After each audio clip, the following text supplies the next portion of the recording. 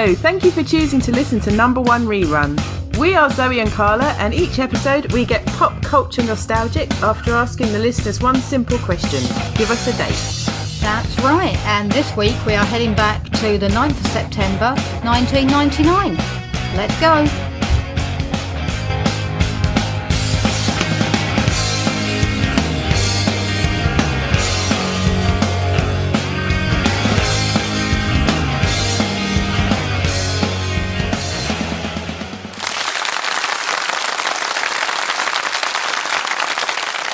Hello, Zoe. Hello, Carla. So, as we just said, this week we are heading back to the 9th of September 1999, or 9999. Yeah, I was thinking, how many nines is it? But you're right, it's only 4.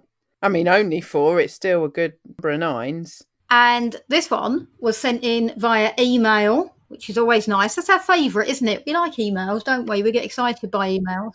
We do, because there's obviously a bit more thought gone into it, you know, when someone sends an email. I mean, no disrespect to those people who, you know, send us through Instagram or whatever, but, you know, just saying that people actually bother to listen to me reeling off the email address. Yeah, it means they've listened right to the end, doesn't it? Which is good. Oh, yeah, good point. Yeah. This was sent in by Darlene, who is in Delaware, US of A. I mean, Darlene from Delaware, that's great, isn't it? It's fantastic. Well, she wrote a lovely email, and we thank her for that.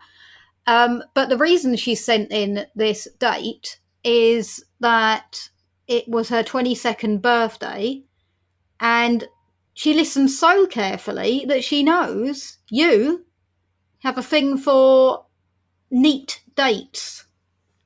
Yeah, and so just to be clear, Darlene, because I know you did say something about not being able to tell us apart, which frankly I find massively insulting, but I'll let you off, is that it's me, Zoe, who likes a neat date. I like a neat anything, to be honest, Darlene. Yeah, she does. She's a very, very neat and tidy kind of person. Yeah. So in her email, Darlene explained that because she's American, she sometimes has a hard job telling us apart, which I found really amusing because I knew that it would destroy Zoe. And Zoe hasn't got over it. I listen to myself reading books to Esme and think, oh, that sounded a bit rough. But then I listen to you and I think, oh, no, what have I got to worry about? And then Darlene comes along, shatters any illusions I have about that. Right. Anyway, let's move on and say who was number one. So we're going to start with the single was Mambo Number 5, A Little Bit by Lou Bega. And no, it's brackets a little bit of, isn't it? Is it a little bit of? I know there's a bracket. We love a song with a bracket, don't we? We do, because they're so pointless. What's that about? Anyway, never mind. Let's not go into that again. I think it's a little bit of ... in the bracket. Okay, yeah, and I see that. I see why that's there. Thoughts on this song? Well, at the time, I didn't mind it. It was a nice little ditty. I have to say, what's weird is that it's come back into my life more recently on a regular basis. So at the time recording, we're still sort of in lockdown. I don't know what we call this funny period that we're in now, but effectively... We're staying alert. Oh, yeah. So we've discovered a radio station that's for children. But what's good about it is that it has some children's songs, you know, like those will be familiar with Five Little Monkeys or Hickory Dickory Dock. But it's interspersed with happy, normal songs. So they play a lot of Mambo Number 5. A lot. What, this version? Well, what do you mean this version? Because it talks about women, isn't it? It's naughty. Bit too misogynistic. Do you know what that word means? You don't, do you? It means when men are naughty towards ladies. Oh, naughty. Well, the reason I said it is because this isn't the only version of it. There was an original version in the 50s, and then there's the version that was made by Bob the Builder. So I'm just surprised that this version... Yeah, fair. Now you mention the Bob the Builder version, that would have been more obvious choice for a kids' radio station. Yeah. Anyway, it doesn't change the fact that I've heard it quite a lot just lately, and Yeah. it's not annoying me yet, which is surprising. I mean, this was everywhere, wasn't it, Oh when it yeah. was released? And this was so that I would have still been, I still would have been going out clubbing at this age. And it's the kind of cheesy song that they would play because I never went in like the hardcore, When I went clubbing, it was always like the places that played the cheesy songs, really. Yeah. You weren't a raver, were you? No. So this was sweeping the dance floors of the kinds of places I frequented. Back in 1999. Yeah. I mean, I remember it. Yeah, I mean, you've never been. I can't imagine you dancing in a cheesy club to Lou No. Bega. I can tell you exactly what I was doing on this date, 9th of the 9th, 99. Oh, yeah, okay. Exactly. I was in Paris to see Iron Maiden play God. because I'd been invited by their website at the time and given a backstage pass to their Paris show. So I know exactly where I was. And I've still got the T-shirt, and it's Eddie, who's the mascot of Iron Maiden, eating the Eiffel Tower. And on the back, it says, I survived 9th of the 9th, 99. It wasn't the first time I'd met Iron Maiden, but it was the first time I'd been backstage at a gig, and it was very exciting. I mean, let's not use this whole podcast to talk about. And then there was this time that I met them in 2004. Let's just not go there, okay? Okay, I've only said 2 minutes. I've had to listen to you waffle on about children's radio for the last 7 minutes. And I can't get even 2 minutes. Yeah, all right, fair point. Anyway, that's it. That's all I was going to say. So the point was that this was when I was during my... There's always a Maiden phase going on with me, let's, be fair. But I was frantically into Iron Maiden at this point, so I wasn't really paying much attention to the charts. I obviously knew this song, but I wasn't going anywhere. I was going to hear it, so it was fine. Well, good. So the number one film in the US of A, which is where Darlene from Delaware is from, was Stigmata. As we said before, not our cup of tea.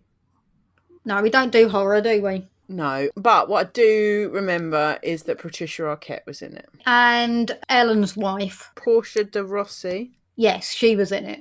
The thing is, this film would have been out when we were both working in the cinema. You might have been not working during this month because you probably would have been back at uni by that point. Yeah. For anyone that doesn't know, obviously, if you work at a cinema, you get free tickets.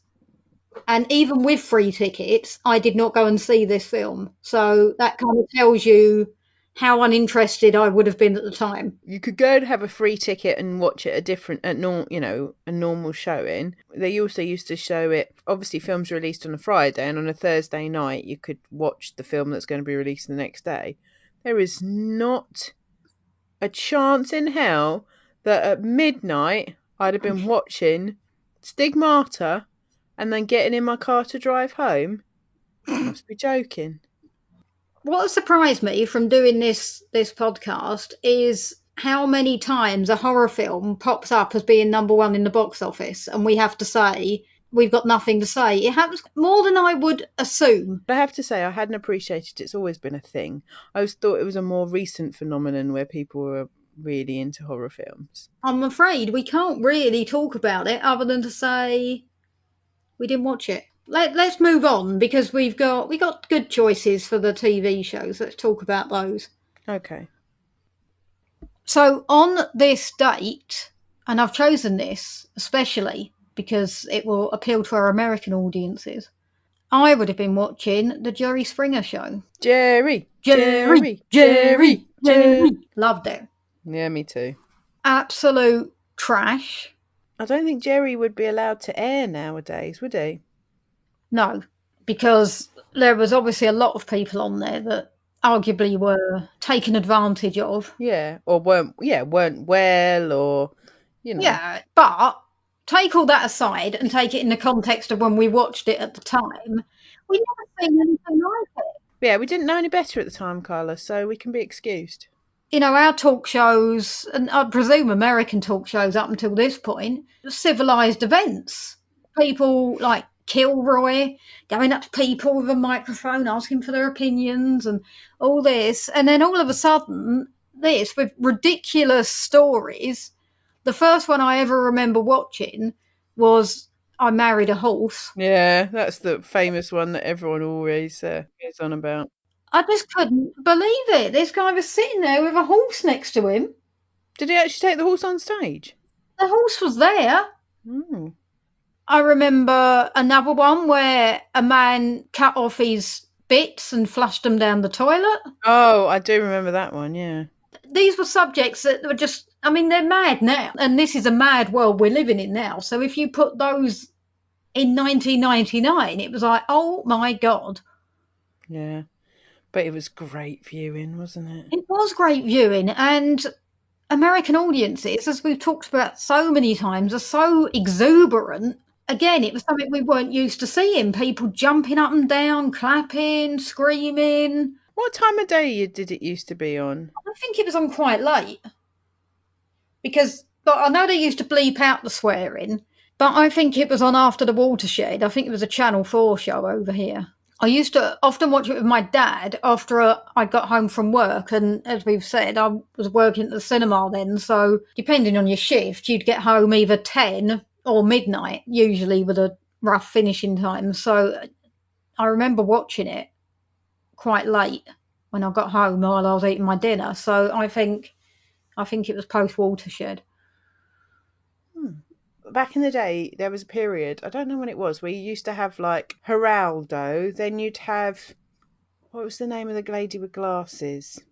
Sally, Jesse Raphael. Jenny Jones, Maury, Yeah. Ricky Lake. Yeah. All of those shows used to also show here at daytime, but they were a lot tamer. I mean, Maury used to have like mad stuff, like when he used to have like women taking paternity tests, and then they'd be like on the 10th man, and he would like, "You are not the father," and she'd run off screaming because it's like, "Oh my God, it's not him either." Brilliant. And the other one I loved was Montel Williams. Mm. But Yeah. okay, so maybe I'm getting myself mixed up because there was a period where that's why I would just sit. I don't know when that would have been, but I would just sit. Well, that's student days for you, isn't it? Must have been just have been watching them back to back, just daytime telly for like a good couple of hours. Yeah. But Jerry was always on at a different time because it used to cover racy topics. Yeah. It revolutionised telly, arguably not for the better, but done now, isn't it? So originally they would let people fight and then the bodyguards would get in the way. And then wasn't there a period where they had to start sort of cutting away from the fights, or they actually had to pull them apart before they could have a fight with each other? There was something to do with violence on television or something. Yeah, originally, because there was I can't remember his name, but there was a bodyguard that everyone used to chant for. Steve-O. Was that it? Was it Steve-O? Yeah. But he'd always let them get a couple of punches in before stepping in, and then there was a big thing, and yeah, it seems unbelievable now that they used to wait. I know. Obviously, you should stop it before. I've just looked it up. It was Steve-O. He ended up having his own chat show. Let's talk about taking advantage of the situation. Well, why not? Yeah, true. And the other thing, of course, was was Jerry's final thought. So after watching people rip each other's throats out, he used to say something really profound about looking after each other. Be kind to yourself. And each other, or something like Yeah. that. It was just like, come on, Jerry. Not after what we've just witnessed. Yeah, I mean, come on. Is he still big in America? Is he still a thing out there? I don't know. Isn't he British? Like he was born here? I think he's English American. But yeah, I think he was born here. He was born here, and I only say that because I think he did an episode of Who Do You Think You Are? I'm not sure if it's called if it's the same title in America, but he did an episode of that on Our One, and I seem to remember him being born over here or something. Yeah. Right. What would you have been watching on this date? I would have been watching, and still actually only last week was watching Who Wants to Be a Millionaire? Da-da-da-da-da. That was quite good. It was good. I like that. So obviously another show that on both sides of the pond, but our version It's better. um, Yes, it is better because you win more money. $1 million is worth more here. Yeah. Okay. But that's the only reason, right? You're not slagging off the Americans. Well, the problem is that now fronted by Jeremy Clarkson, The British one, yeah. yeah, it's difficult to defend it. Now I'm gonna say something now. You're not gonna like it. I prefer him doing it to Chris Tarrant. No, but he's so smarmy. I never watched Top Gear or whatever he does, Grand Tour or whatever, and all of that. I'm not a fan at all. I've no opinion of him, actually, either way. But I've got a real irrational dislike for Chris Tarrant. Oh, wait, is this like your Paul Rudd dislike? Yeah, but I don't feel bad about it. Okay, gotcha. For listeners that have been listening to episode will know that I really dislike myself for disliking Paul Rudd because it's just inexcusable. But I don't dislike myself for disliking Chris Tarrant because I do think he is the kind of person that's quite annoying. And Chris Tarrant presented it for the majority of time, and for the last, year over here, Jeremy Clarkson's been doing it. Yeah, a couple of years, I think. It is a good show. I mean, considering how old it is, it's still a good show.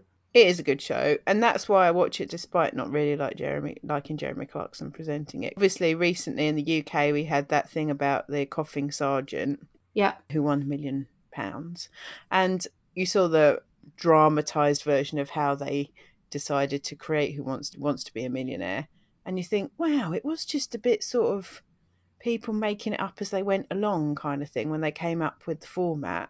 And they must have made an absolute fortune from it now. It was sold to so many different countries. And was the premise of a huge film in Slumdog Millionaire, which we may talk about another time, but I do like that film. Now, it's not there anymore, but in Walt Disney World, there used to be Who Wants to Be a Millionaire, the attraction. Oh, how does that work?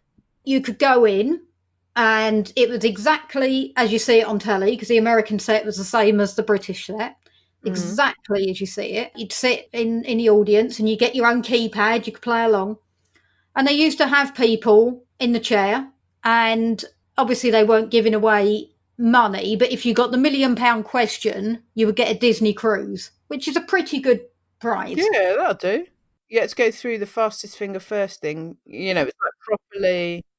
Yeah, so everyone in the audience did fastest finger first, and then you got called down if you got it. Okay, like on The Price is Right. Yeah, kind of, yeah. But I used to love going in that. Half an hour of air-conditioned building. Brilliant. Bring it on. And it was just really good fun because you really felt like you were actually there. Obviously, they used to play. Who was the guy that presented it in America? Regis, was it? Regis Philbin. To have Regis come on and he'd introduce it, and then obviously he'd be like, and my friend, I don't know, Lance, is going to present for me today, and then you get a Disney cast member go out and do it. Oh, fair enough, I guess. But they couldn't have Regis just sitting in the wings doing 4 or 5 shows in Disney World a day, Zoe. I mean, better things to do. Has he though? Occasionally they'd shoot to the audience because it was all as if it was a real TV studio. And my mum, she hated going in there because I used to make her go in so many times to watch it, and she was asleep. And they put her up on the big screen and they were like, well, that lady's fallen asleep. Yeah, but I would probably be the same. If they dimmed the lights, you know what I'm like. The minute anyone dims the lights anywhere, your mum and I would have been leaning on each other's shoulders faster, I reckon. Yeah, she's very much like you. And no disrespect, Val, if you're listening, but she's quite a bit older than me. I shouldn't be like this already. You shouldn't. I've told this, I think, on my other podcast, so I didn't tell it. Holly told it, so I'm going to relay the story. That someone had got to the £1 million question while Holly was watching it with her family, Right. And the £1 million question was, what is 2,300 hours on a 24-hour clock? No, it wasn't. Yes. And they didn't know. And it was only at that moment, after her telling me that I realised Americans don't use a 24-hour clock unless they're military. They don't use it. Oh, really? Darlene, can you write to us and tell us if this is true? Because I can't believe that. Well, my phone is always set to a 24-hour clock. Yeah, mine too, because it would feel weird if I looked at it now and it said it was 9 o'clock or whatever. Yeah, I mean, my car's set to a 24-hour clock. My phone is. It just wouldn't enter my head. I mean, I wouldn't say, it's 2,100 hours. I would say it's 9 o'clock. But, nevertheless, But I'm not being funny, Carla. Even if you don't use it regularly, it doesn't really take a genius to work this out. well, they didn't get it right. And she was really, really shocked because when it came up, her and her mum and dad and her sister, they were like, oh my God, they're going to win a Disney cruise. And the person didn't know, and they'd used all their lifelines. Because again, you could do the phone a friend was quite funny because the phone a friend, the phone would ring just outside. So whoever was walking past would pick it up. Oh, that's a good idea. Yeah, it was really fun because if you hung around by the phone, you could end up being someone's phone a friend. Anyway, it's a shame that attraction's gone because I really used to enjoy it. But I'm amazed at that. And it still blows my mind now that someone didn't know what 2,300 hours was. No, mine neither. Well, I want to know what the questions were leading up to that then. And therefore, what did they go home with if they didn't go home with a Disney cruise? What was the 500,000 prize? I don't know. I know, like they used to start with like if you got I don't know $100, you get a like badge or pin as they call it, and go up in stages like that. Obviously, I wasn't there. This was Holly's story, so I don't know if they then dropped down a load of money or if they were at 32,000 or whatever. I don't know, but yeah, I thought it was quite interesting. Just thinking about format. I don't like the changes to the format that they've done in the recent version. So, two things they've done for the UK version. I don't know if this is the same for the US or indeed any other country, but they've added another lifeline, which is Ask the Host, which gives Jeremy Clarkson ample opportunity to be very pompous. Hmm. And he rarely knows the answer. He really does rarely know the answer. I've noticed that. I said that to my mum the other day. I thought he was quite intelligent, but Hmm. he's not really, is he? The other bit thing I don't like is now setting your, I don't know what, remember what they call it, Safety net, is it? safety net. Yeah. So the original version had safety nets at 1,000 and at 32.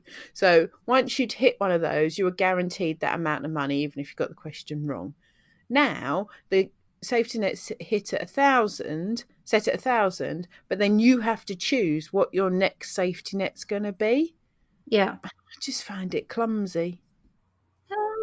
I don't mind it. It doesn't bother me, to be honest. Actually surprised you're okay with it because you're quite purist about things like this. Normally don't like the original format to be messed with. No, I don't. But that doesn't really bother me. In fact, it's quite exciting, I think, because if you've managed to get up to 64 and you still had two lifelines, you might even consider doing your safety net at 125. Well, yes, you would. I mean, that's exactly how it works, Carla. Well done. You've grasped the concept. Well thought through. Hey, and you know what else? I know what 2,300 hours is as well. Yeah. If you were on Who Wants to Be a Millionaire, bearing in mind you're probably not going to get the million, what would be your amount of money you'd be like, yeah, I'm happy with that? 125. Oh, really? Don't get me wrong, even winning a grand is lovely, but 125 could actually change your life. Yeah. I was going to say 64, but I think 125 would be, yeah. That's a big chunk of deposit for a house. That is actually something that you're not just going to get from earning. No. Fair point. Okay, I'm agreed. You've swayed me. Who would you have as your phone of friends? I think you get three. All right. Trouble is, I don't have very many intelligent friends. was just thinking, would I waste one of my phone a friends on you on the hopes that I would get a, music or film Waste? one? And then I was thinking that actually, if there was a multiple choice option, I think I would be in just as good a position as you for anything that you could answer. Well, that's rude. No, if it was just an open question and you had to give the answer, of course, on music in particular, you'd get it right. But what I'm saying is, if I was asked the same question and given 4 options, I think I could make a stab at it and also get it right. So I don't think I would waste one on you. No, in all seriousness, I think you're right. I would need someone that knew sport because I don't know anything. So Yeah, sport would agreed. be absolutely. I probably would have you for geography because, again, I know nothing. But actually, after doing some quizzes with you, we've been doing a lot of quizzes in lockdown, folks, a lot of virtual quizzes. I don't know if I trust you with geography anymore. No, I was going to say, I only know the geography of places I've been to. So, and I've been to a few places, and even those I'd be hazy on. Yeah, so I'm not sure, actually. No.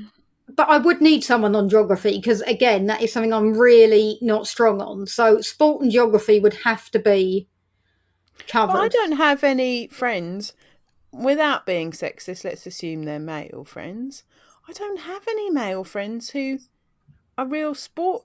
Some of them like a particular sport, but not all rounders. My family could have sport covered, so I'm fine. We can only have one member of your family. I would pick a cousin. Okay. Right, so before we move on and tell people how they can get a date on the show, we've had a request, haven't we, from Darlene? Yes, she was very specific, and I quote, "Can I request you say your British hello to my kids, Harley and Paul?" So, Carla, can I have your best British hello, please? Right, so I'm going to go for Cockney hello. Because you can either be Cockney or posh, really. That's the 2 stereotypes of British. Okay, and one comes much easier to you than the other. So I'm going to go against the grain of what I would normally sound like. Yeah. And I'm going to say, hello, Paul, and hello, Harley. Or you could have done, watcher, Paul, watcher, Harley. All right, Harley? All right, Paul? So does that mean I've got to go with the posh version? Well, I just assumed you would. So the Queen would say, hello, Harley. Hello, Paul. That sounded creepy, didn't it? I mean, I didn't like it. Good evening, Harley. Good evening, Paul. Or if you're listening in the morning, good morning, Harley. Good morning, Paul. Apparently they listen on the school run, so I'm guessing that's morning.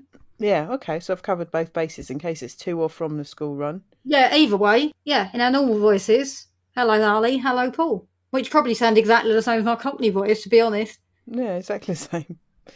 But thank you for listening. And it's really nice, isn't it? We're not sure how old they are, but it's nice. Family listening to us. It is. But if you would like to be like Darlene and get a date on the show, how can they go about that, Zoe? Well, Carla, they can do exactly as Darlene did, and they can email us at numberonererun@hotmail.com, or they can find us on social media on Instagram, Twitter, Facebook, or TikTok, still no videos, at Number One Rerun. And if you'd like to submit a date, it needs to be a date between 1978 and the present day, which is our lifetime. And we also the proud creators of Britpod Scene, which is a collective of British podcasts. If you head to Britpod Scene on Twitter, all of the shows we retweet are the shows that we endorse. So thank you very, very much for listening, and we will see you in the next one. Thank you. Bye. Number One Rerun podcast is part of Britpod Scene, an independent network of uniquely British podcasts that's always growing. Check out BritpodScene.com or follow Britpod Scene on Twitter to find out more.